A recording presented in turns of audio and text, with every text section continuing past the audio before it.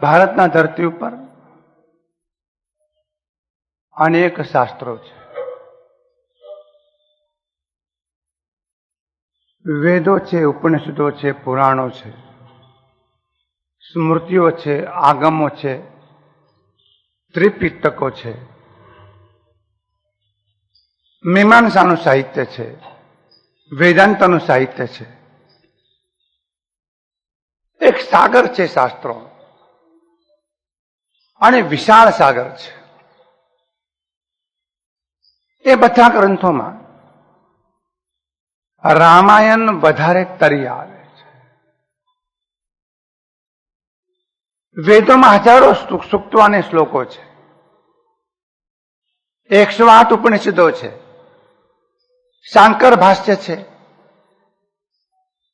એના પર અનેક ટીકાઓ છે, બ્રહ્મસૂત્રો છે, એના પર અનેક ટીકાઓ છે.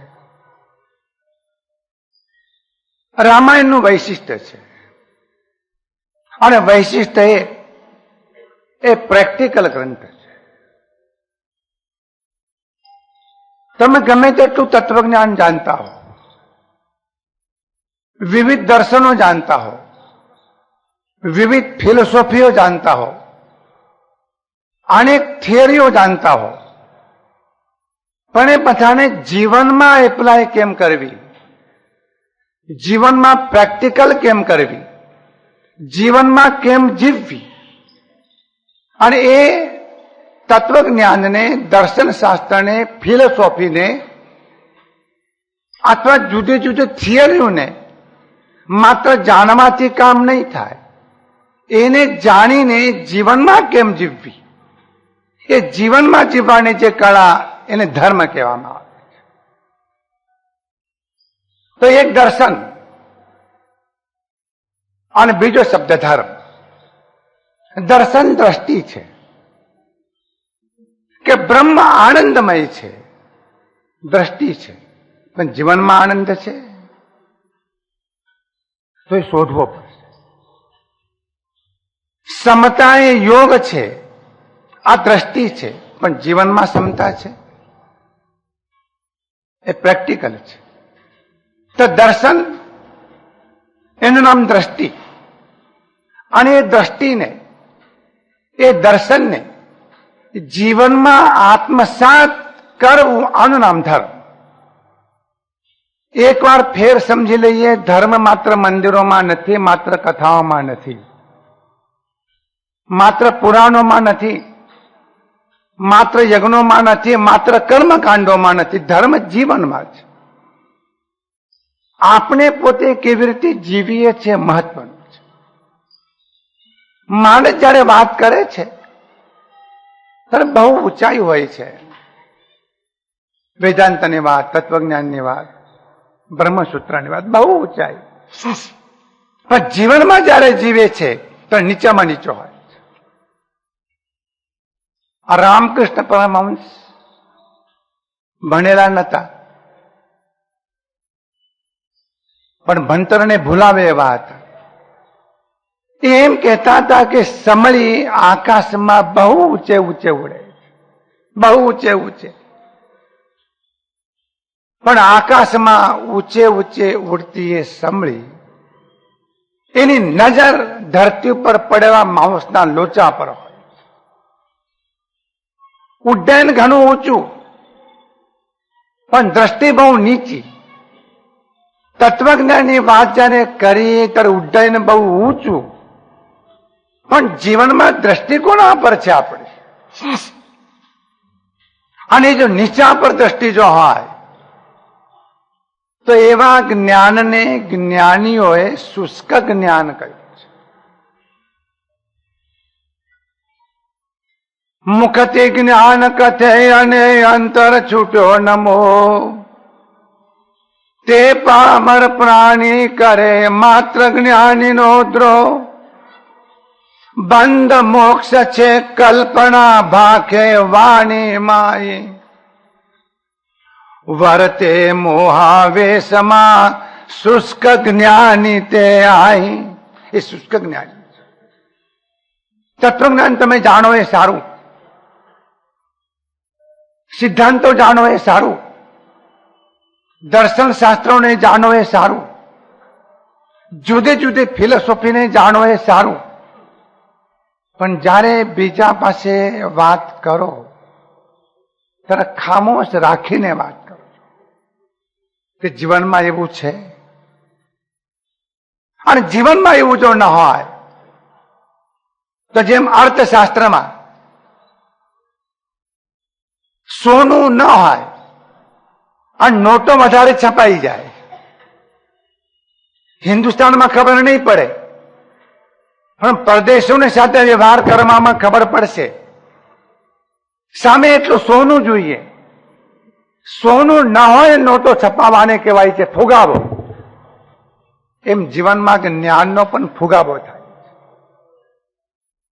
વાતો બહુ પણ જીવનમાં નહીં. તુલસીજીને બહુ નમ્રતાપૂર્વક કહેવું છે કે તત્વ જ્ઞાનને પ્રેક્ટિકલ સ્વરૂપ આપવું એવી જે પ્રક્રિયા, એનું નામ ધર્મ. અને એ ધર્મને જીવનમાં કેવી રીતે જીવવો એની કળા જો શીખવી હોય તો રામાયણમાંથી શીખી શકાય.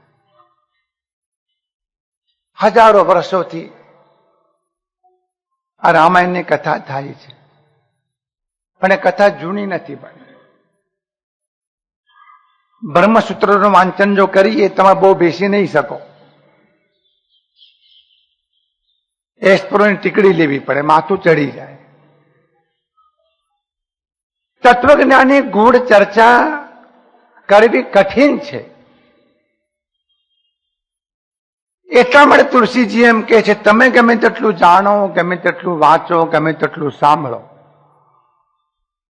ગમે તેટલા કર્મકાંડ કરો, પણ એ યાંત્રિકતા છે, એક ધાચો છે, એક બીબું છે, બીબામાં ઢાળવાની વાત છે.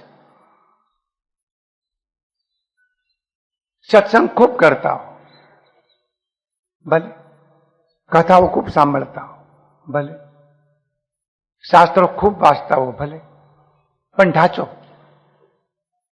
જીવન પ્રગટપણે જીવવું અને જીવનમાં પ્રગટપણે અનુભવવું એનું નામ ધર્મ.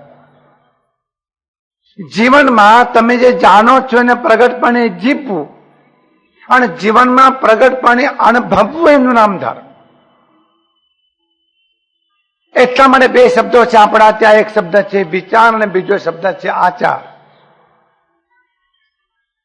વિચાર ગમે તેટલો ઊંચો હોય પણ આચાર કનિષ્ઠ જો હોય, હીન જો હોય તો એ વિચારનું બહુ મહત્વ નથી. એક વખત આ ઘટનાની વાત કરેલી.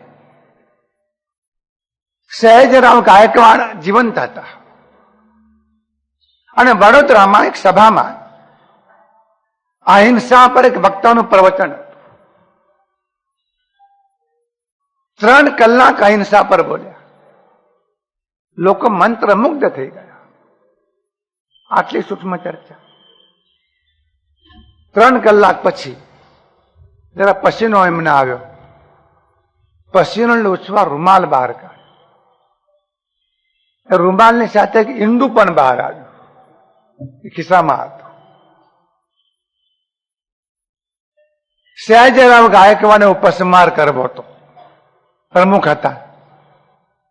એમને એક વાક્યમાં કહ્યું કે આવા વિદ્વાનોએ જેટલું હિન્દુસ્તાનનું સત્યાનાશ વાળ્યું છે એટલું બીજા કોઈએ વાળ્યું નથી. બસ, મારે બીજું કશું કહેવું નથી. બેસી ગયા. પ્રેક્ટિકલ વાત છે. પુત્ર તરીકેનો વ્યવહાર કેવો હોય? કોના સામે જોશો? રામ સામે જુઓ, ભરત સામે જુઓ. ભાઈ તરીકેનો વ્યવહાર કેવો હોય? કોની સામે જોશો? લક્ષ્મણજીની સામે જુઓ. શિષ્યનો વ્યવહાર કેવો હોય? કોની સામે જોશો? દશરથ સામે જુઓ.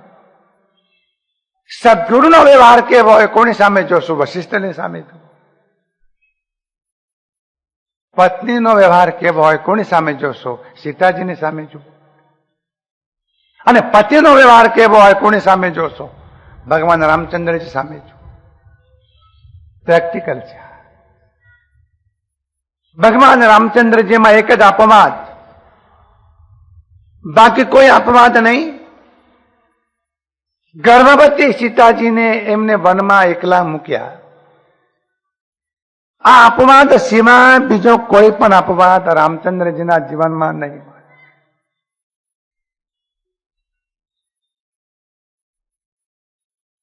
ટીકાકારો ટીકા કરી શકે છે કે રામચંદ્રજી લોકોથી ડર્યા, લોકોના ભયથી ડર્યા. એ તર્કની વાત છે, એની ચર્ચામાં નથી ઉતરવું. પણ એ સિવાય પતિ તરીકેનો શ્રેષ્ઠતમ વ્યવહાર ભગવાન રામચંદ્રજી. ભક્તને જોવો તો સબરીને જુઓ, મિત્રને જોવો તો સુગ્રીવને જુઓ, અને દુશ્મનને જોવો તો રાવણને જુઓ. આ ઊંડી ખાઈ છે, જીવનનો વિરોધ છે. આપણે જાણીએ છીએ અને આપણે જીવનમાં જીવીએ છીએ, એના વચ્ચે ઊંડી ખાઈ છે. અને આ જીવનની મોટા મોટી સમસ્યા છે. તો વ્યક્તિના જીવનમાં શું પ્રગટ થાય છે? અમે અમારા ગુરુદેવ પાસે 50 વર્ષથી બેઠા હતા. ખરું, પણ તમારા જીવનમાં શું પ્રગટ્યું એ મહત્વનું છે. ત્યાં બેઠા એ મહત્વનું નથી. બેસી તો શકાય, પણ ત્યાં બેઠા પછીમાં જીવનમાં શું ભણાયું? આજથી જે વાત ચાલુ થાય છે એમાં તુલસીજી ધાર્મિક વ્યવહારની વાત કરવાનો પ્રારંભ કરે છે. વ્યવહારમાં તમે નિપુણ છો, સંસાર વ્યવહાર તમે જાણો છો, પણ ધાર્મિક વ્યવહારની વાત આપણે જયારે કરીએ ત્યારે ભગવાનની પૂજા કયા વિધિપૂર્વક કરવી આ વ્યવહારની વાત નથી. ધર્મમય વ્યવહાર એટલે જીવનમાં ધર્મને મૂર્તિમંત કરવો, આને કહેવાય ધાર્મિક વ્યવહાર. શબ્દ સમજી લેજો. ધર્મમય વ્યવહારનો અર્થ એ થાય છે કે જીવનમાં આપણે ધાર્મિકતાને જીવીએ, અને જીવનમાં તમે ધર્મને ન જીવો અને ધર્મને જાણો તો જીવનમાં ફલિત નહીં થાય. એક માણસ આખું પાક શાસ્ત્ર વાંચી લે છે, એને ભૂખ લાગી છે, અને પછી યાદ કરે છે ગુલાબ જાંબુ બનાવવાની મેથડ આ, મોહનથાળ બનાવવાની મેથડ આ, સુરતની બરફી બનાવવાની મેથડ આ, શીરો બનાવવાની મેથડ આ, ઢોકળા બનાવવાની મેથડ આ. એ 2 કલાક યાદ કરે એની ભૂખ શાંત થશે? મેથડ જાણે શું પડે? અરે સૂકો રોટલો કે ઠંડો ભાત 2 કોળિયા પેટમાં જાય તો ઉંદરડા આતા મારતા બંધ થઈ જાય. 10 મન વની રે લખે કોઈ કાગળે રે, લખીને તે કાગળિયું રૂમા હે મુકાય, લખેલા તે વન્નીથી નવી દાજે અરુજરી રે.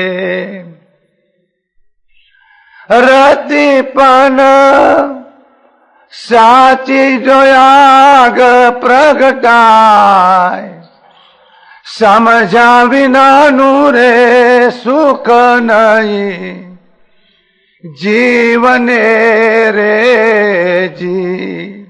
આખો બોલ્યો, અભણ આખો સોનાના ઘરેણા ઘડતો ઘડતો આ બોલ્યો. અરે 10 મણ વનની 10 મન અગ્નિ લખે કોઈ કાગળે. પાર્કર સોનાની પેન લઈને કિંમતીમાં કિંમતી કાગળ પર 10 મણ વનની, ભાઈ ભણેલી હોય અને બીએડ થયો ને એમએ થયો હોય, અને કાગળમાં લખે 10 મણ વનની, લખીને તે કાગળિયું રૂમા હે જો મુકાય. એ કાગળિયું લખીને રૂમા મૂકે કે ચૂલામાં મૂકે અને પછી જોવે ક્યારે આગની પ્રગટ થાય છે, કેટલા વર્ષ લાગશે. કહો આખો કે છે લખેલા તે બન્ની થી નવી દાજે રૂજરી રે. આ રૂની ઉપમા એટલા માટે આપી કે રૂને આગળ આડ્યો નથી કે રૂ સળગ્યું નથી. લાકડાને તો વારે થાય, ફૂકે મારવી પડે, વળી ચોમાસામાં પાણીથી પલળ્યા હોય તો મુશ્કેલી પણ પડે. રૂને શું મુશ્કેલી? રૂને આગળ આડ્યો નથી કે રૂ સળગ્યો નથી. એ રૂમાં દસમણ આગળ લખીને કોઈ મૂકે લખેલા તે બનીથી નવી દાજે રૂ જરી. શાસ્ત્રો ગમે તેટલા જાણો, એ કાગળ ઉપર લખેલા દસમન અગ્નિ જેવા. તો શું કરવું? રતિ પણ સાચી જોયા પ્રગટા. એક રતિ માર બસ થઈ ગઈ, અને એક ચિનગારી બસ, એક દિવાસળી ચાપો બસ થઈ જાય. 7 મજરાનો મહેલ જમીન દોસ્ત થાય, હજારો મંદરૂની કાસડીઓ બનીને રાખ થઈ જાય. પણ રતિ પણ સાચી આગ. થોડો પણ ધર્મ મૂર્તિમંત જીવનમાં જોઈએ, સાચું જીવનમાં જોઈએ. રામાયણ એ મૌલિક ધર્મની વાત કરે. મૌલિક ધર્મ. તમે ધર્મને કેટલું જાણો છો તુલસીજી નથી પૂછતા, પણ તમે ધર્મને જીવનમાં કેટલું જીવો છો એ તુલસીજી જરૂર પૂછે. તુલસીને પૂછવું છે કે જીવનમાં ધર્મ કેટલો આવે. આજથી જે કથાનો પ્રારંભ થાય છે એ પ્રેક્ટિકલ છે, કથા નથી. આ પ્રસંગો તો એટલા માટે કે એના દ્વારા આપણને બોધ મળે. સિદ્ધાંતને સ્પષ્ટ કરવાના માટે તુલસીજીએ દ્રષ્ટાંતનો આશ્રય કર્યો છે. બહુ આનંદ થયો છે દશરથ મહારાજાને. અગ્નિ દેવતાએ પ્રગટ થઈને ક્ષીર આપ્યું છે. યહી વિધિ ગર્ભ સહિત સબ નારી ભય હૃદય હર્ષિત સુખ બારી. જાદિન તે હરિ ગર્ભયાએ જાદિન તે હરિ ગર્ભયાએ સકલ લોક સુખ સંપત્તિ છાય. મંદિરમાં સબરાજ રાની શોભાશીલ તેજ કી ખાની. સુખ જુત કછુક કાલ ચલી ગયું જય પ્રભુ પ્રગટ સો અવસર ભયવું. આ વિધિપૂર્વક બધાને ક્ષીર આપવામાં આવી. કૌશલ્યાજીને, સુમિત્રાજીને, કૈકેયીજીને. આ વિધિપૂર્વક લેવાથી ગર્ભાધાન થયું છે. વાત તો અવૈજ્ઞાનિક છે, વૈજ્ઞાનિક નથી. આધુનિક વિજ્ઞાન નહીં સ્વીકારે આ વાત. તુલસીજીને પણ આનો આગ્રહ નથી. તુલસીજી તો એમ કહે છે કે દશરથ મહારાજા જાણતા નતા કે હાઈ લેવલે ડિસાઇડ થઈ ચૂક્યું છે કે 4 દીકરાઓ જન્મવાના છે. આ કુદરતના કર્મમાં નક્કી થઈ ચૂક્યું છે. દશરથ મહારાજા જાણતા નતા, એટલે મનમાં વ્યાકુળતા થતી હતી. વશિષ્ઠજીએ એનો ઉપાય કર્યો. ગર્ભાધાન થયા પછી હૃદય હર્ષથી પુલકિત થયું છે. અત્યંત સુખની સંવેદના જીવનમાં અનુભવે છે. અને તુલસીજી એમ કહે છે કે જ્યાંથી ન તે હરિગર્ભયાએ, જે દિવસથી આદિ નારાયણ પરમાત્મા રામના સ્વરૂપમાં ગર્ભમાં આવ્યા એ દિવસથી તમામ પ્રકારની સંપત્તિ ચારે બાજુથી વધવા લાગી. કલ્પસૂત્રમાં એવું વર્ણન આવે છે કે તીર્થંકરો જ્યારે માતાના ગર્ભમાં આવે છે ત્યારે દેવલોકોના દેવો ચારે તરફથી આવીને રત્નની, માણિક્યની, સુવર્ણની, વસ્ત્રની, ગંધની, પુષ્પની, માળાની વૃષ્ટિ કરે. વધતું જાય છે, વધતું જાય છે, વધતું જાય છે. ભગવાન મહાવીરના અનેક નામોમાં એક નામ છે વર્ધમાન. તો કોઈએ પૂછ્યું કે આ વર્ધમાન નામ કેવી રીતે પડ્યું? તો ત્રિશલા માતાએ કહ્યું એ તો લાડનું નામ છે. છોકરાઓને 2-3 નામો હોય છે, લાડમાં બોલાવો એ નામ બહુ વહાલું. આ લાડનું નામ છે. આ જ્યારે ગર્ભમાં આવ્યા એ જે વસ્તી અમારે ત્યાં રાજ્ય વધવા લાગ્યું, સંપત્તિ વધવા લાગી, સત્તા વધવા લાગી, બળ વધવા લાગ્યું, ધન વધવા લાગ્યું, હિરણ્ય વધવા લાગ્યું, સુવર્ણ વધવા લાગ્યું, ધરતી વિકસિત થઈ, અનાજ વધવા લાગ્યું, વસ્ત્રો વધવા લાગ્યા, વધવા જ લાગ્યું, વધવા જ લાગ્યું, વધવા જ લાગ્યું. માટે વર્ધમાન. અને આપણા પગલા થયા, ઘટવા જ લાગ્યું, ઘટવા જ લાગ્યું, ઘટવા જ લાગ્યું. આપણા પનોતા પગલા વર્ધમાન. દેવો ચારે તરફથી ધનની વૃષ્ટિ કરે છે.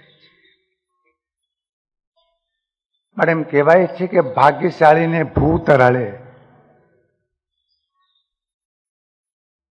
દહેગામમાં એક કુંભાર માટી ખોદતો. 2 જણા પતિ પત્ની, ટાઈમ સવારનો, બહુ મહેનત કરીને માટી ખોદીને ખોદતા ખોદતા ચરુ નીકળ્યા. એટલે પતિ પત્ની નક્કી કર્યું કોઈને વાત કરવી નથી, ગધેડા પર ભરી દો, આપણા ઘર ભેગા કર્યું. તો આ વર્ષોથી ગધેડા પાડેલા આના, અને વફાદાર હોય જ. ચરુ 27 ગધેડા પર મૂક્યા. બધું પેકિંગ થઈ ગયું. પછી ગધેડા એકી સાથે ઉપડ્યા, અને એટલા જોરથી ઉપડ્યા કે પતિ અને પત્ની સાથે જોડ્યા તો પણ એ ગધેડા ઉભા ન રહ્યા. એકી શ્વાસે દોડ્યા. નવાઈ લાગી કે આ શું? એ ગધેડાઓનું નામ લઈને બોલાવતો હતો. અલગ અલગ નામ પાડ્યા હતા ગધેડાઓના. ઉભારો ફલાણાભાઈ, ઉભારો ફલાણાભાઈ, સાંભળે તો ને. એટલે ચારે પગ તો 4 હોય જ ગધેડાને. ચારે પગે દોડ્યા તે એવા દોડ્યા કે અમદાવાદમાં નગર શેઠના વંડામાં હાથી સિંહને ત્યાં આવીને ઉભા. આ રામાયણની વાત નથી, આ ભણેલી વાત છે. હાથી સિંહ સમારે દર્શન કરીને આવતા હતા, અને 27 ગધેડા જોયા. એમને એમ થયું કે આ ક્યાંથી માલ આવ્યો? તો હુંડી જોઈએ, ચિઠ્ઠી જોઈએ, બધું હોવું જોઈએ ને. પણ માલિક હોય તો હોય ને. ગધેડા એકલા જ, ગધેડા ઉભા રહ્યા. એટલે મુનિમજીને બોલાવ્યા, કઈ માલ મંગાવ્યો? તો ના સાહેબ, માલ કઈ મંગાવ્યો નથી. આ ડિલિવરી કોની ખબર નથી, પણ જરા જુઓ તો ખરા. નકરા સોનાના ચરુ. ઓલો નિહાલ થઈ જાત, ચાલો ઓલો પ્રજાપતિ નિહાલ થઈ જાત. પણ આ વર્ષોથી પાળેલા ગધેડા કોણ જાણે શું સૂજ્યું. હઠીસિંહભાઈના ત્યાં ઉભા રહ્યા. એમને કહું કે આ આપણને ન ખપે, આપણું નથી, કોકનું છે, ગધેડાને પાછા કાઢો.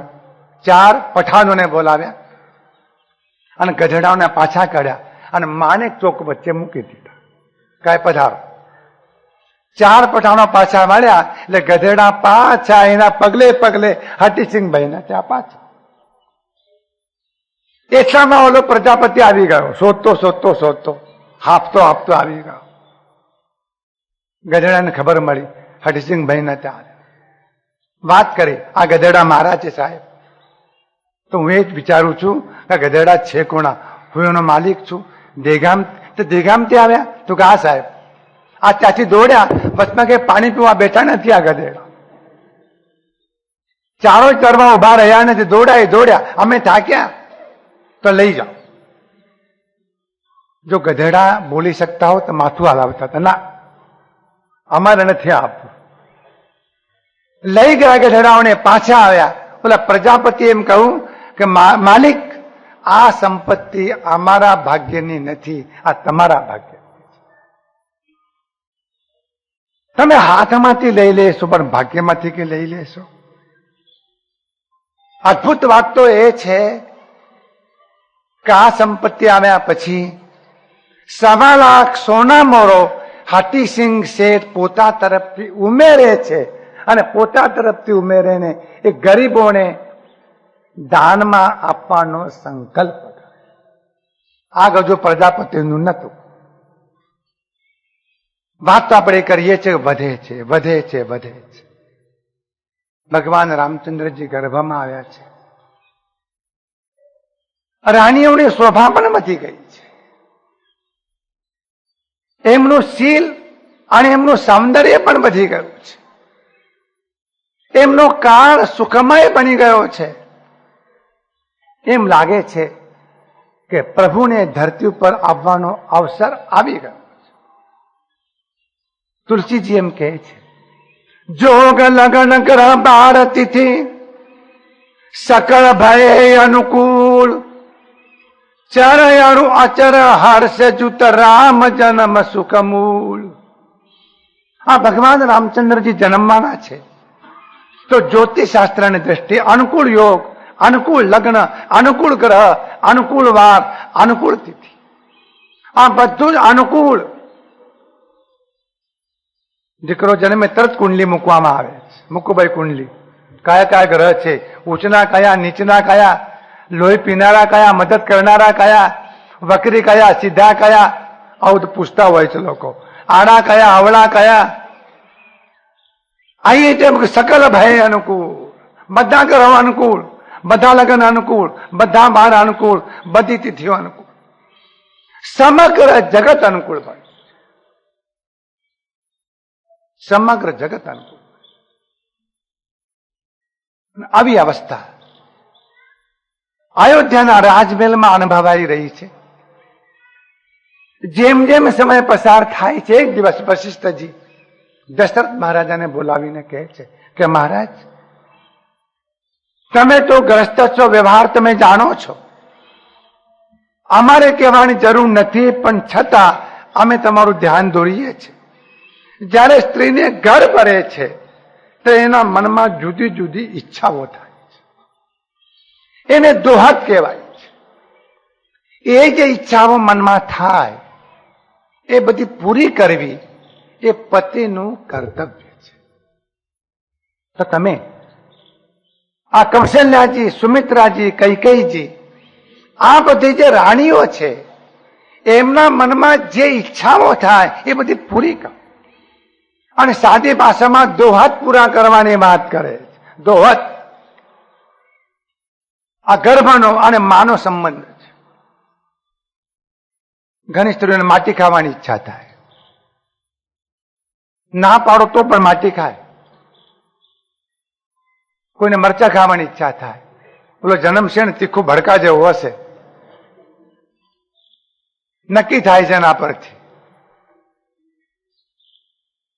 કોઈને આમ કજિયો કરવાની ઈચ્છા થાય. આ દોહદ પૂરા કરવા જેવા નથી. દશરથ મહારાજા વશિષ્ઠજીની વાત સાંભળીને સૌથી પ્રથમ સુમિત્રાજીના મહેલમાં આવે. ક્રમ બદલાયો. કૌશલ્યાજીના મહેલમાં પહેલા આવવું જોઈએ, એના બદલે સુમિત્રાજીના મહેલમાં આવે. સુમિત્રાજી સ્વાગત કરે છે, પધારો સ્વામીનાથ. પતિ આંગણે આવ્યા છે, સ્વાગત કરે છે, આસન આપે છે. એમની ભાષામાં નમ્રતા છે, વ્યવહારમાં નમ્રતા છે. દશરથ મહારાજા એમ કહે છે કે દેવી, વશિષ્ઠજીએ અમને આજ્ઞા કરી છે કે તમારા મનમાં જે દોહદ ઉત્પન્ન થાય એ બધા પૂરા કરવા. તો આપણે પૂછવા આવ્યા છીએ કે તમારા મનમાં શું ઈચ્છા છે. વાત બરાબર સમજી લેજો. તુલસીજી એમ કહે છે કે જ્યારથી સુમિત્રાજીના ગર્ભમાં લક્ષ્મણજી આવ્યા છે ત્યારથી સુમિત્રાજીનો સ્વભાવ ધર્મૂળ માથે બદલાઈ ગયો. ધર્મૂળ માથે બદલાઈ ગયો. ગર્ભનો પ્રભાવ એમનામાં થોડીક વક્રતા હતી, થોડીક કઠોરતા હતી. સુમિત્રાજીમાં બધી નીકળી ગઈ. અતિ સરળ બની ગયા છે. એમનું હૃદય અતિ ઉદાર બન્યું છે. સુમિત્રાજી કહે છે કે સ્વામીનાથ, તમે મને પૂછો છો તો હું કહું છું. મારી એક ઈચ્છા એવી છે કે આપે મને રહેવા માટે સ્વતંત્ર મહેલ આપ્યો છે. મારે આ મહેલમાં રહેવું નથી. મારે કૌશલ્યાજીની સાથે રહેવું છે. મેં એમ સાંભળ્યું છે કે જ્યારથી કૌશલ્યાજીએ ગર્ભાધાન કર્યું છે ત્યારથી એ માતાજી સતત ધ્યાનમાં બેસે છે.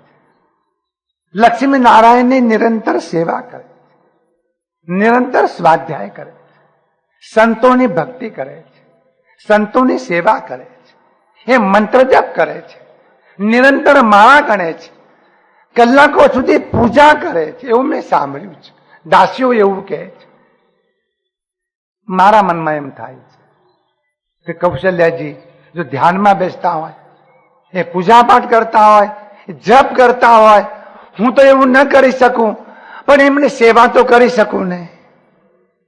તો મારે હવે એમની સતત સેવા કરવી. કઈ સમજાય છે? જરા ગુજરાતી ભાષામાં જો કહીએ, આ બંને શોક્યો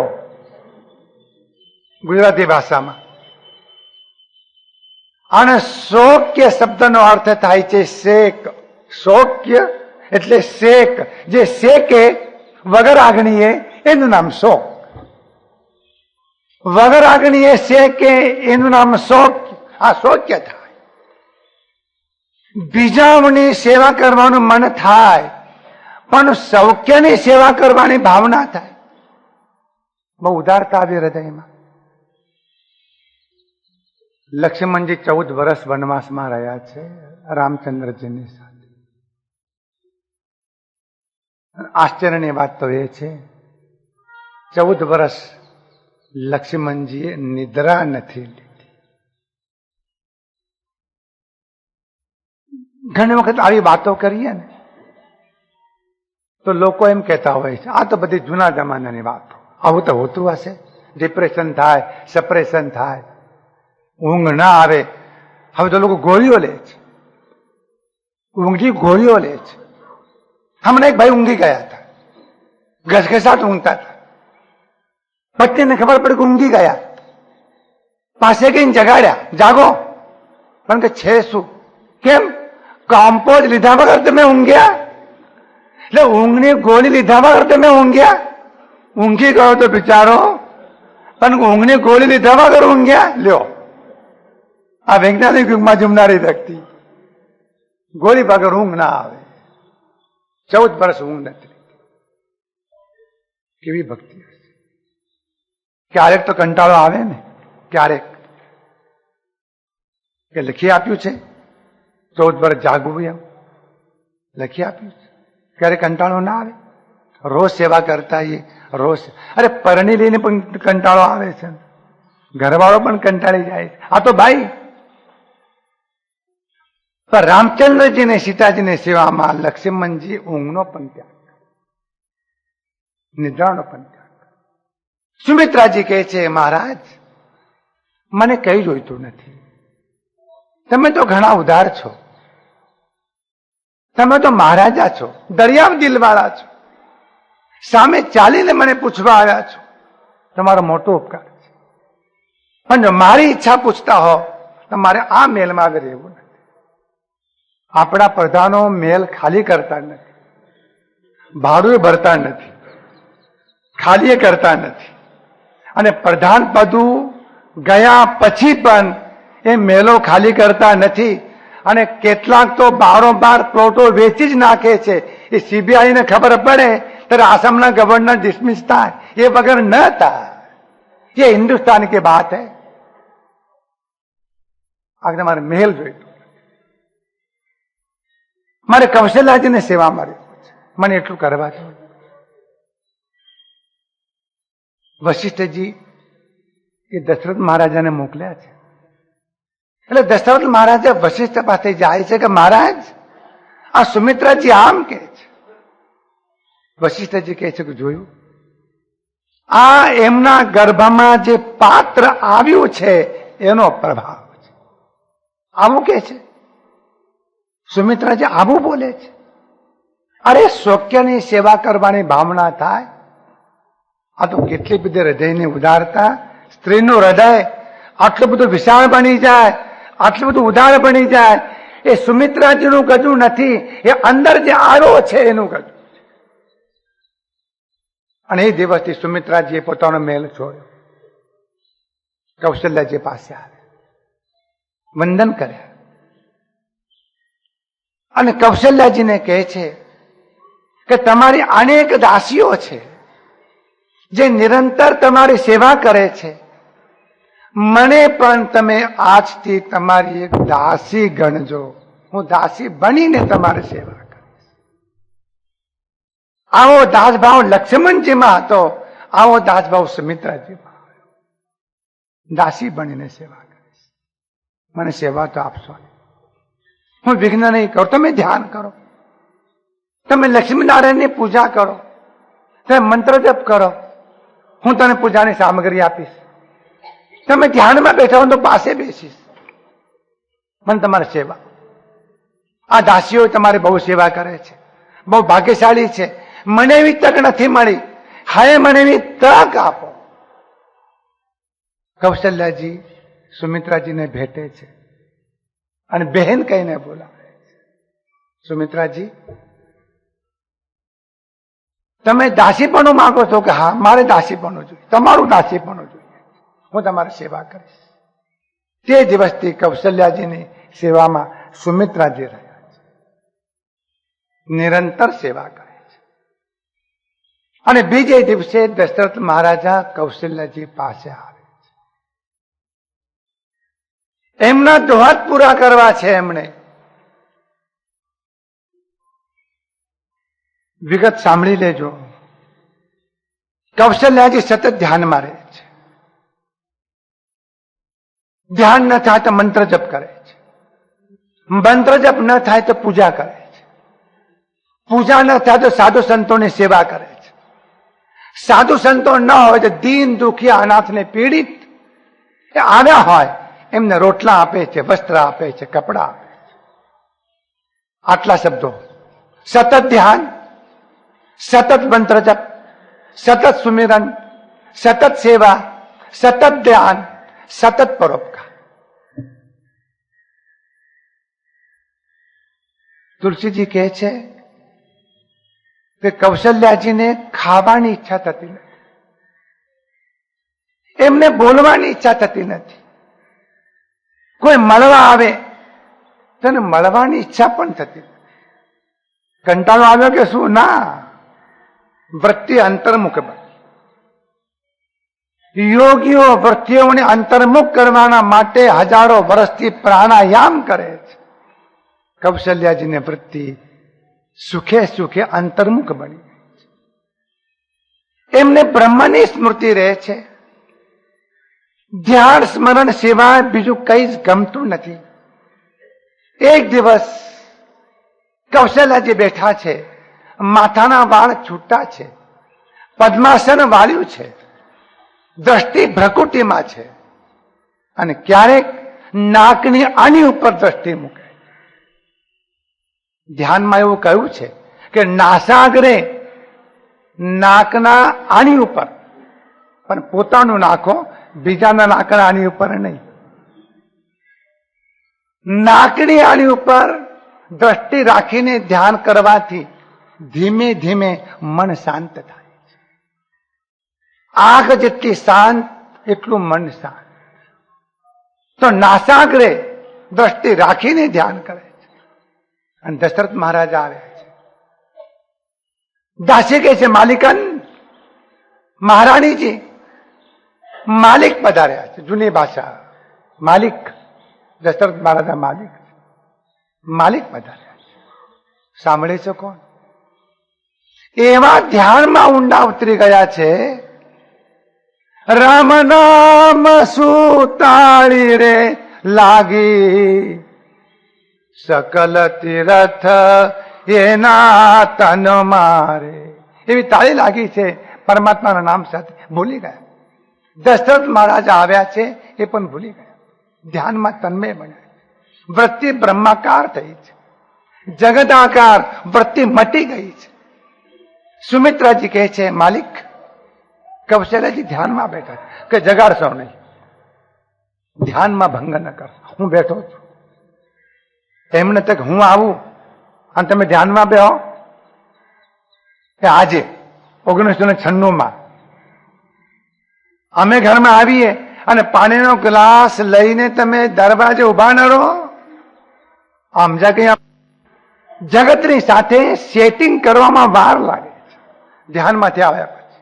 માટે એમ કહેવું છે કે ધ્યાન લાગી ગયું હોય અને ધ્યાનમાં બેઠા હો તો એકદમ આંખ ઉઘાડશો નહીં, એકદમ ઉભા થશો નહીં, એકદમ બીજી વાતમાં જશો ના રિએક્શન્સ આવે. સુમિત્રાજી ધીમે રહીને કહે છે, મહારાજા પધાર્યા છે. ક્યારે પધાર્યા? ક્યારના આવીને બેઠા. અરે મને કહ્યું નહીં, મહારાજા પધાર્યા છે અને હું બેસી રહી છું. આ ભારતીય પરંપરા છે, મારે ઉભા થઈને સ્વાગત કરવું જોઈએ. કૌશલ્યાજી ઉભા થાય. મહારાજ ક્ષમા કરજો, આપ પધાર્યા, મને ધ્યાનમાં સ્મૃતિ ન રહી, મારો અપરાધ ક્ષમા કરજો. દશરથ મહારાજા કહે છે કે દેવી તમારો અપરાધ નથી, અપરાધ તો મારો છે. અમને ધ્યાન લાગતું નથી, અમે ધ્યાન કરી શકતા નથી. તમને ધ્યાન લાગ્યું, તમે ધ્યાનમાં તન્મય થયા અને અમે એ વખતે આવ્યા, એ વખતે અમારે આવવું ન જોઈએ. આવ્યા અને તમારા ધ્યાનમાં ભંગ થયો, અપરાધ તો અમારો. કોણ કે આવું? ઓળખો દશરથ મહારાજાને અને કઈક તમે જરા હારા થાવ તો હારું. આ તરફ જરા શાંતિ થાય, આ તરફ સુધરે તો, અને આ તરફ સુધરો તો આ તરફ શાંતિ થાય. એવું છે બધું ભૈયા. આ તો રામાયણ છે, ઘણી વાતો આમાં આવશે આવી આવી. દશરથ મહારાજા કહે છે કે વશિષ્ઠજીએ મને મોકલ્યો છે, વશિષ્ઠજીએ મને મોકલ્યો છે અને એમને મને આજ્ઞા કરી છે કે ગર્ભાધાન પછી દોહત થતા હોય, દોહત પૂરા કરવાના. તમારી શું ઈચ્છા છે? બહુ મહત્વનું સ્ટેટમેન્ટ કૌશલ્યા છે, ગંભીરતાથી સાંભળજો. તમારી શું ઈચ્છા છે? કૌશલ્યાજી કહે છે કે મહારાજ હવે તો મને કોઈ ઈચ્છા જ નથી. શું વાત છે? હવે તો મને કોઈ ઈચ્છા જ નથી. મારી બધી ઈચ્છાઓ નિર્મૂળ થઈ ગઈ છે. ભક્તિ આવે પછી ઈચ્છા ન રહે. સંસારના સુખ ભોગવવાની ઈચ્છા એ જ તમામ દુઃખોનું મૂળ છે, એવું મને મારા મનમાં સમજાયું છે. સમજાય છે? સંસારના સુખો ભોગવવાની ઈચ્છા એ જ સર્વ દુઃખોનું મૂળ છે, એવું મને હમણાં સમજાયું છે માલિક. આ જીવને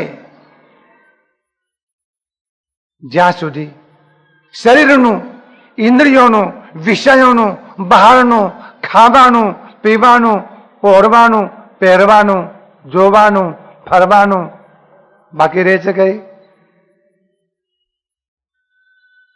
એનું સુખ મેળવવાની ઈચ્છા હોય ત્યાં સુધીમાં કદી પણ દુઃખનો અંત આવતો નથી.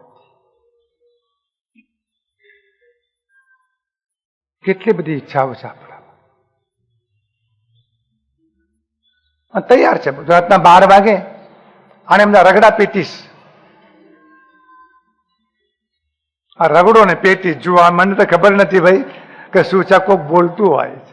આલા પણ વિચાર તો કર, ઢોર પણ સાંજના 7 વાગ્યા પછી પાણી પીવાનું બંધ કરે છે, તો એમાંથી ગયો. અને કૌશલ્યાજી કહે છે મહારાજ મને એવું પણ સમજાય છે, અંદરમાંથી એવો ભાવ ઉઠે છે કે સુખ જે કંઈ મળે છે ને એ પરમાત્માની કૃપાથી મળે, માગ્યું નથી મળતું, પુણ્યથી મળે છે એમ નથી કહેતા, પરમાત્માની કૃપાથી મળે છે. પરમાત્માની કૃપાથી મળેલું સુખ વિવેકથી ભોગવાય, સંયમથી ભોગવાય તો જીવનમાં અનર્થો ઓછા થાય. વાસનાને આધીન થઈને જો સુખ ભોગવવામાં આવે તો એનાથી મન બગડે છે. મન જેનું બગડે છે એનું તન બગડે છે, મન જેનું બગડે છે એના પ્રાણ બગડે છે, મન જેનું બગડે છે એની બુદ્ધિ બગડે છે, મન જેનું બગડે છે એનું હૈયું બગડે છે, મન જેનું બગડે છે એનો માયેલો આત્મા બગડે છે, એનું પતન થાય છે, એમાંથી આસક્તિ ઉત્પન્ન થાય છે. મને અંદરથી એવો ભાવ ઉઠે છે, મહારાજ આ સુખ જ્યારે મળે ત્યારે એવો ભાવ કરવો, આ તો પ્રભુનો પ્રસાદ છે, આ પ્રભુની કૃપા છે. તો પ્રભુનો પ્રસાદ વેચીને ખાવો, એમ સુખ વેચીને ખાવો. મને એમ થાય છે કે મારા સુખમાં કઈ કઈ ભાગીદાર બને, મારા સુખમાં સુમિત્રા ભાગીદાર બને, મારા સુખમાં આપ ભાગીદાર બનો, મારા સુખમાં મારા દાસ દાસીઓ ભાગીદાર બને, મારા સુખમાં અયોધ્યાની પ્રજા ભાગીદાર બને. આ સુખ મારું ક્યાં છે? પરમાત્માએ કૃપા કરીને મળ્યા. આ કઈ સમજાય છે વિચાર? એ માનીને, એ પ્રભુને અર્પણ કરીને અને પ્રભુને સાથે રાખીને જો વિવેકથી સુખ ભોગવાય તો મન કદી બગડશે નહીં. આને કહેવાય છે સંયમ. તેન ત્યક્તેન ભુંજીતા મા ગૃધ કસ્ય સ્વિધનમ. ત્યાગીને ભોગવી જાણો મા વાંચો ધન કોઈનું. અને માટે મહારાજ મારા મનમાં તો એવું થાય છે કે અત્યાર સુધીમાં સુખ ભોગવવાના ઘણા સંકલ્પો કર્યા. આ સુખ ભોગવું, આ સુખ ભોગવું, આ સુખ ભોગવું. એક ભાઈ કહેતા હતા જિંદગીમાં એક ઈચ્છા બાકી છે. એમને પૂછ્યું શું? બસ ચોપાટી ઉપર બેસીને ભેળપુરી ખાવાની ઈચ્છા બાકી રહી ગઈ. 70 વર્ષના ડોહાને શું કહેવું? સુખ ભોગવવાનો સંકલ્પ ન કરશો. સંકલ્પ વાસના જાલય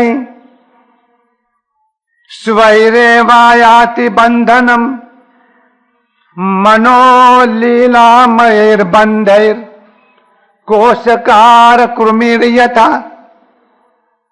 રેશમ થાય છે, રેશમ એનો કીડો એને કોશિતો કહે છે. એ કોશિતો એની પાસે પોતાનો કાચો માલ હોય છે, લાળ. એ પોતાના મોઢામાંથી બહાર કાઢે છે, પછી જાળ ગૂંથે છે. અને કોશિતાનો કીડો એ કોશિતામાં જ અટવાઈ જાય છે. કૌશલ્યજી કહે છે કે આ મન પણ અંદરની વાસનાઓના કારણે સંકલ્પની જાળ ગૂંથે છે અને પછી એ સંકલ્પની જાળમાં પોતે અટવાઈ જાય છે, પોતે બંધન પામે છે. હવે બંધનમાંથી અમારે છૂટવું.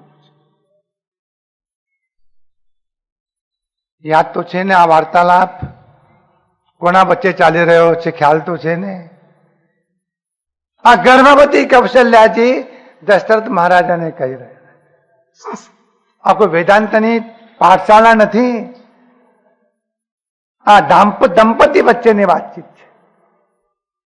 માટે તત્વજ્ઞાનીઓ, વેદાંતીઓ, ધ્યાન માર્ગીઓ એમ કહે છે કે મનને સંકલ્પ વિકલ્પ વગરનું બનાવો. નિર્વિકલ્પ બનો, નિર્વિકલ્પ બનો, નિર્વિચાર બનો. પ્રાણાયામ કરો, ધ્યાન કરો, કુંડલીની જાગૃત કરો, ભ્રકુટીમાં જુઓ, શસ્ત્રપદમાં જુઓ, જલમાં જુઓ, પણ મનને નિર્વિકલ્પ બનાવો. સારી વાત છે. મન નિર્વિકલ્પ બની જતું હોય તો બહુ સારી વાત છે, પણ ભક્તિ માર્ગના આચાર્યો એમ કહે છે કે મનને નિર્વિકલ્પ બનાવવા બહુ કઠિન સાધના છે. તો મન નિર્વિકલ્પ જો ન થાય તો એ મનને ભગવાનનો સંકલ્પ, ભગવત સંકલ્પ, ભગવાનની સ્મૃતિ. હે મન, હવે તું સંસારની સ્મૃતિ રાખીશ નહીં. હે મન, હવે તું સંસારના પદાર્થોને યાદ કરીશ નહીં. તને સંકલ્પ જ કરવો છે ને તો ભગવાનના નામનો સંકલ્પ તું કર. આવું મનને કહેજો. તો ભગવત સંકલ્પ કરશો તો પ્રાણાયામની, હઠયોગની, આ ધ્યાનની કઠિન પરંપરાની મુશ્કેલી ઓછી થઈ જશે અને ભગવાન નામમાં મન તન્મય થઈ જશે. આવું કૌશલ્યાજી દશરથ મહારાજાને કહે છે અને સાંભળતા સાંભળતા દશરથ મહારાજાને સમાધિ લાગી જાય. શું બોલે છે આ કૌશલ્ય? આ તો કોઈ મોટા તત્વજ્ઞાની ગુરુ કહેતા હોય એવી વાત કરે છે. તુલસીજીએ કહ્યું છે કૌશલ્યા એટલે કુશાગ્ર બુદ્ધિ. શબ્દ છે આગ્રહ. જગતમાં જે આગ્રહ એટલે શ્રેષ્ઠ, નંબર 1, સૌથી પ્રથમ. જગતમાં જે સૌથી પ્રથમ છે, જગતમાં જે સૌથી પ્રથમ છે એમાં જેની બુદ્ધિ તન્મય થાય એને કહેવાય છે કુશાગ્ર બુદ્ધિ. જાગો તો છો ને? આગ્રહ એટલે શ્રેષ્ઠ. જગતમાં સૌથી શ્રેષ્ઠ નંબર 1 કોણ? આદિનારાયણ પરમાત્મા. એમાં જેની બુદ્ધિ તન્મય થાય છે એને કહેવાય છે કુશાગ્ર બુદ્ધિ અને એને કહેવાય છે કૌશલ્ય. બુદ્ધિ રામનું ચિંતન કરે તો બુદ્ધિ રામાકાર થાય અને બુદ્ધિ વિષયોનું ચિંતન કરે તો બુદ્ધિ વિષયાકાર થાય. શ્રી રામાકાર વૃત્તિ, શ્રી બ્રહ્માકાર મનોવૃત્તિ જેની બની છે એને કહેવાય છે કૌશલ્ય. બુદ્ધિ નિષ્કામ બનીને પરમાત્માનું ધ્યાન થાય. કૌશલ્યાજી કહે છે મહારાજ મને કેવો અનુભવ થાય છે, મને એમ લાગે છે, મને એવો અનુભવ થાય છે કે આનંદ રૂપ પરમાત્મા મારા હૃદયમાં બિરાજમાન છે. કૌશલ્યાજી એમ કહે છે દશરથ મહારાજ મને એવો અનુભવ થાય છે કે આનંદ રૂપ પરમાત્મા મારા હૃદયમાં બિરાજમાન છે. હવે મારે કોઈ સુખ ભોગવવું નથી અને હવે મારે દુઃખથી મૂંઝાવવું પણ નથી. હવે મારે કોઈ સુખ ભોગવવું નથી અને હવે મારે કોઈ દુઃખથી મૂંઝાવવું પણ નથી. મહારાજ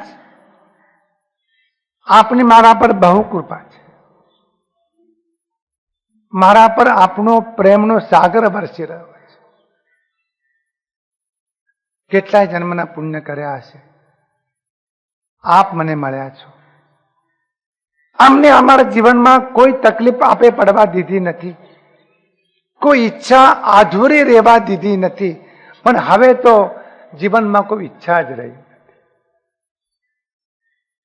કંટાળ્યા હશે કૌશલ્યાજી? કંટાળ્યા નથી. તે પણ ઘણી વખત કહો બસ હવે હાથ જોડ્યા, હવે કોઈ ઈચ્છા રહી નથી, પણ કંટાળી નહીં. આ કંટાળ્યા નથી. મહારાજ બોલવાની, કહેવાની, પહેરવાની, ઓઢવાની, જોવાની, સાંભળવાની, અલંકારો પહેરવાની, ઘરે ના પહેરવાની, કોઈ ઈચ્છા મનમાં રહી નથી. શું કહું તમને? તમે એમ પૂછો છો કે તમારી ઈચ્છા મારી પૂરી કરવી છે, પણ મારી હાલત તો એવી છે કે અંદરમાં કોઈ ઈચ્છા જ નથી. ધન્ય છે આવી અવસ્થા સાધુ પુરુષને પણ પ્રાપ્ત થતી. એમને ઘણી ઈચ્છા હોય છે, ગાદી બનાવીએ, આશ્રમ બનાવીએ, મંદ બનીએ, એક ઠેકાણે બીજા ઠેકાણે કરીએ, ઈચ્છા છે. 2 શ્લોકો બહુ મહત્વના છે અહીંયા. वाल्मीकि रामायण।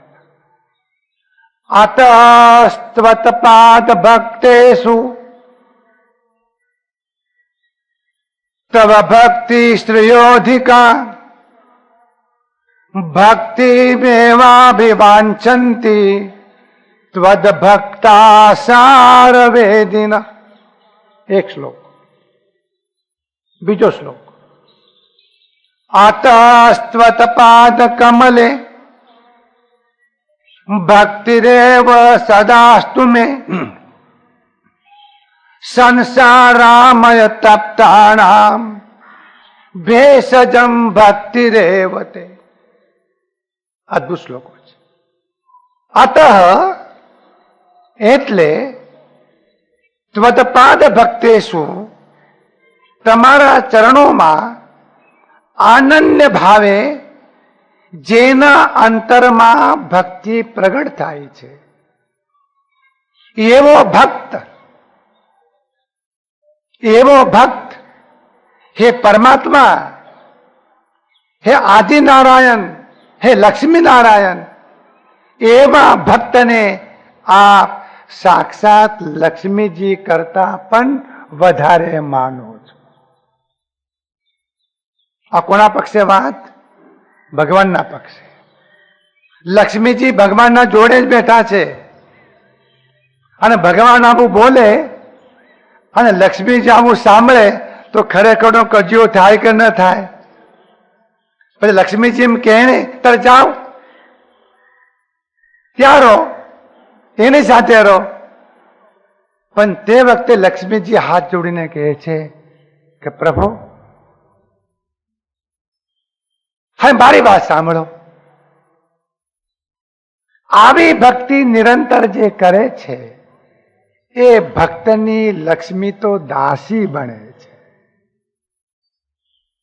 પણ મહારાજ દુઃખ તો એક જ છે કે ભક્તની દાસી બનવા છતાં ભક્ત તમને મૂકીને અમારે સામે જોવા તૈયાર નથી અને અમે એમ કહીએ છીએ કે હે લક્ષ્મીજી તમને મૂકીને અમે ભગવાન સામે જોવા તૈયાર નથી। મહાલક્ષ્મીજીનું મંદિર બોલાવવા ન પડે। અતસ્ત્વત્પાદ ભક્તેષુ તવ ભક્તિ શ્રેયોધિકા। હે પ્રભુ તમારા પાદ પંકજમાં જેની પરમ ભક્તિ છે એવો ભક્ત તમને એટલો બધો વાલો છે કે લક્ષ્મીજી કરતા પણ તમે એને વધારે માનો છો। કારણ ભક્તિ મેં એવા અભિવાંછંતી, કારણ કે ભક્તિ સિવાય, પરમાત્મા સિવાય બીજા કશાની વાંછા કરતો જ નથી। કારણ કેમ? ત્વદ ભક્તા સાર વેદિન, તમારા જે ભક્તો છે ને પ્રભુ એ સાર ગ્રહણ કરનારા છે, આસારને ગ્રહણ કરતા નથી। આખા સંસારમાં સાર કંઈ પણ જો હોય તો એકમાત્ર પરમાત્મા છે। આ જેને જાણ્યું છે એને કહેવાય છે ભક્ત। દૂધનો સાર માખણ, લાલાને માખણ બહુ પ્રિય છે। શું તમને લાગે છે? અમૂલનું માખણ? માખણ એટલે સાર। ભક્તિ એ જીવનનો સાર છે, પરમાત્મા જગતનો સાર છે। આખા જગતને નીચોવો બધા નીકળે એકમાત્ર પરમાત્મા। આવા સારને ગ્રહણ કરનારા તમારા ભક્તો છે પ્રભુ। અત સ્ત્વત્પાદ કમલે ભક્તિરેવ સદાસ્તુ મે। તેથી હે પરમાત્મા નિરંતર તમારા ચરણ કમળમાં સદાય માટે અમારા અંતરમાં ભક્તિ હો, ભક્તિ હો, ભક્તિ હો। એક યરજ સેવક તની રે અવધારો જીન દેવ। कृपा करी मुझ दीजिए रे आनंद घन पद से विमल जिन देखा लोचन आज। हे प्रभु, कोई अपेक्षा जीवन में नहीं। एक अर्थ जेम भ्रमर कमल ने मूकीने क्याय पण जतुं नथी। कवि कालिदासे अद्भुत वर्णन कर्युं छे। सूर्य विकासी कमल जયારે सूर्य अस्ताचल में जाए, सूर्य हाथ में ત્યારે कमल भीड़ाई जाए અને कमल जયારે भीड़ाई जाए ત્યારે अंदर रहेलो भ्रमर ये कमल में भीड़ाई जाए। सूर्य विकासी कमल सूर्य अस्ताचल में जई रह्यो छे ते वखते भ्रमरनो मित्र भ्रमर ने कहे छे कि दोस्त हवे सूर्य अस्ताचल में जई रह्यो छे, चालो आ कमल ने छोड़ो। अने कमल भ्रमर एम कहे छे कमल ने छोड़वू ए मारा माटे शक्य नथी, तो के भीड़ाई जशो, मंजूर। सूर्य सवारे उगशे, मंजूर। सूर्य उगता पहला आ राजानो हाथी आ बगीचा में आवशे अने पोताना सूंडथी कमल तोड़ी नाखशे, मंजूर। कमल त्यारे तोड़शे त्यारे भेगा तमे छुंदाई जशो, मंजूर। पण कमल छोड़वू मंजूर नथी। भक्त एम कहे छे कि भगवान ने छोड़वा मने मंजूर नथी। एक भाई कहता था मैं तो भगवान की मूर्ति मूर्ति बधुं लईने नदी में फेंकी दीधुं। तो केम शू केम केटला वर्ष पूजा करी, पाठ कर्या, माळा गणी, कई भलीवार ना आव्यो। अमारो पाड़ोशी छे ए हरामखोर भजन करतो नथी, पूजा करतो नथी, मंदिर में जतो नथी। ए सालाने लीला लेर, आ सालो ए लीला लेर अमे भक्ति करे કરીને થાક્યા, કઈ ને મળ્યું, બધું પચકું બાંધીને ફેંકી દીધું, નદીમાં પધરાવી દીધું। શું કહેવું આને? આતસ્ત્વદપાદ કમલે ભક્તિરેવ સદાસ્તુ મે। ભગવાન નિરંતર સતત કોન્સ્ટન્ટ તમારા ચરણોમાં ભક્તિ। मुक्ति थी अधिक मोज भक्ति तुझ मन वसी। भगवान अरे मुक्ति पण जोईते राखो ने तमारी पासे, मुक्ति राखो तमारी पासे, हमणे तो भक्ति जोईए। सारमेतत् मया लब्धम सर्वशास्त्र अवगाहनात् भक्तिर्भागवतेर्बीजम परमानंद संपदाम। परमात्मा जीवन नो सार। छेल्ली बात, संसारामय तप्तानाम, संसार में जात जातना रोग छे, आधि व्याधि उपाधि, एनाथी तपेला आ जीव ने परमात्मा नी भक्ति जेवू बीजू कोई श्रेष्ठ औषध नथी। तुलसी जी कहे छे कि ज्ञाननु खोटू अभिमान राखीने भक्तिनी उपासना करशो नहीं। ज्ञानीओ तो एम कहता होय अरे शू माळा बाळा, माळा सुगनवाणी वाली, अमे ब्रह्म खोवाई जशो क्यांक, गोत्या नहीं जड़ो, माया क्यांक ताणी जशे, को गटर में खोवाई जशो। आ वेदांतिओनी घणी बुरी हालत थई। भक्ति वगर ज्ञान नहीं टके, भक्ति वगर ज्ञान नहीं टके। माटे ज्ञान नो गर्व न राखशो। दशरथ महाराज ने आनंद थयो। इच्छा ज नथी कही कौशल्या जी ने दोहत्सो पूरा करवाना। दशरथ महाराजा वशिष्ठ जी ने पासे आवे छे, कहे छे महाराज कौशल्या जी आवी बात करे, एवी बात करे छे।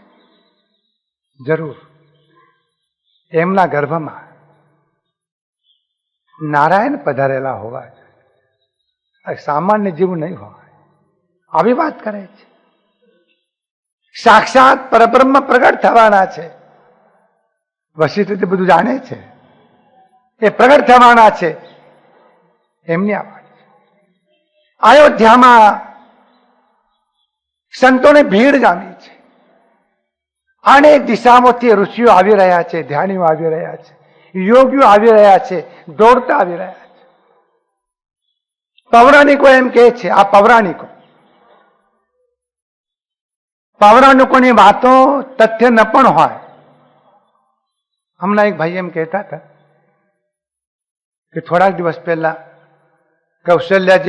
કૌશલ્યાજીનો પૂર્વજન્મ પિશાચની તરીકેનો હતો અને દશરથ મહારાજાએ બધું પોતાનું પુણ્ય કૃષ્ણાર્પણ કર્યું.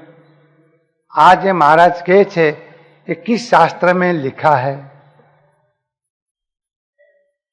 અમારે તો કોઈ ચર્ચા કરવી નથી, પણ મારી પહેલી વિનંતી એ કે આખી રામાયણ બરાબર ખ્યાલમાં લ્યો અને રામાયણમાંથી કઈ પ્રશ્નો ઉભા જો થાય તો એના પહેલા તુલસી રામાયણ શબ્દશ વાંચો, વાલ્મીકી રામાયણ શબ્દશ વાંચો, ભાવાર્થ રામાયણ શબ્દશ વાંચો, આધ્યાત્મ રામાયણ શબ્દશ વાંચો, આનંદ રામાયણ શબ્દશ વાંચો, ઉત્તર રામાયણ શબ્દશ વાંચો. પછી મનમાં કે પ્રશ્નો થાય તો પૂછજો. કઈ મનમાં વિકલ્પ કરવાની બહુ જરૂર નથી. કોક સાધુ મહારાજ કોક ઠેકાણે પાટણમાં चर्चा करता हसे कि ऐसी बात वहां राम जी मंदिर में हुई हम कहते बात सच है. અને બહુ મોટું પ્રમાણ જેમને ચર્ચા કરી છે એમને હાથ જોડીને કહી છે, બહુ મોટું પ્રમાણ આ યુગના સૌથી શ્રેષ્ઠ શ્રદ્ધેય પુરુષ અને ઓથેન્ટિક ડોંગરે મહારાજ છે. એમને તત્વાર્થ રામાયણ નામનો ગ્રંથ રચ્યો છે. તો જેમના મનમાં શંકા થઈ હોય એમને અમારી વિનંતી કે તત્વાર્થ રામાયણમાં આ પ્રસંગનો ઉલ્લેખ કરવામાં આવ્યો છે, ત્યાંથી જોઈ લેવો.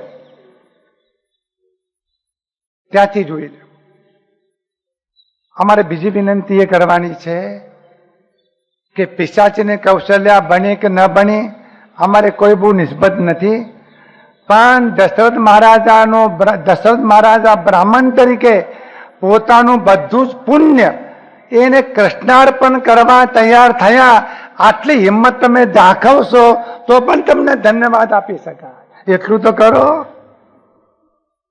એમને બધું પુણ્ય કૃષ્ણાર્પણ કર્યું, આટલું તો કૃષ્ણાર્પણ કરો. બહુ સ્પષ્ટ વાત અમે કહીએ છીએ. અમારે કોઈ ચર્ચામાં વાદ વિવાદમાં ઉતરવાનું નથી. આ તો પૌરાણિક વાત આવી એટલે મને યાદ આવી ગયું, એટલે મેં ખુલાસો કર્યો. અને અમે જે કંઈ કહીએ છીએ થોડો ભ્રમ ક્યાં થાય છે, સાચું કહું, આ રામાયણ જયારે વાંચીએ છીએ ને, અને ભાનુ વિજયજી મહારાજ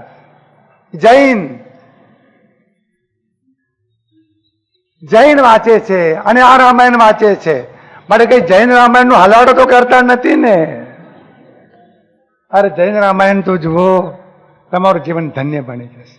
જૈન રામાયણ એનો રચનારો પુરુષ અસાધારણ છે, જેને આખી જિંદગીમાં 3.5 કરોડ શ્લોક લખ્યા છે. એમાં કલિકા સર્વગણ હેમચંદ્રાચાર્ય મહારાજ એમની આ રચના છે, ઓથેન્ટિક રચના છે. પાટણમાં બેસીને આ રચના થઈ છે. જરા મહેનત તો કરો, આ રામાયણના પાના તો ઉઘાડો. એ ફુરસત નથી ગપ્પા હાંકવામાં, અને આવી ફુરસત છે.